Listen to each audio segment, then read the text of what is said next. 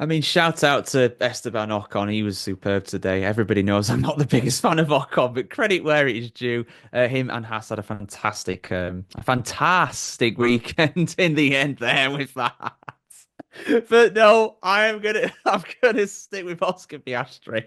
Yeah, the fact that we barely ever saw him, I think that speaks volumes, really. He was absolutely comfortable today. Really, really was. And like I said, such a young driver to produce that look like a seasoned veteran. It was not just like what Hamilton did yesterday in the sprint. Just the fact that he was just so far clear, had no problems on the tyres, barely ever heard him, barely ever saw him.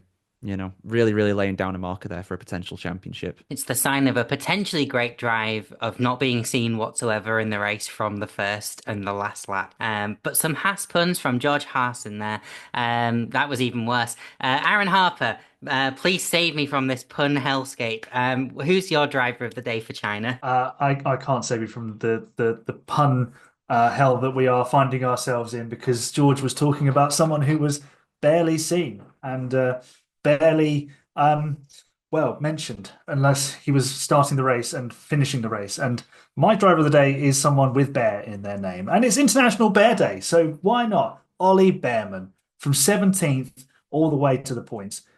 Ran long on those hard tyres to start with, made full use of the mediums and the extra pace once he'd switched to them, pulled off some very nice overtakes. Ciao, thank you very much, Ollie Bearman, driver of the day. Please bear with us during this section of the podcast.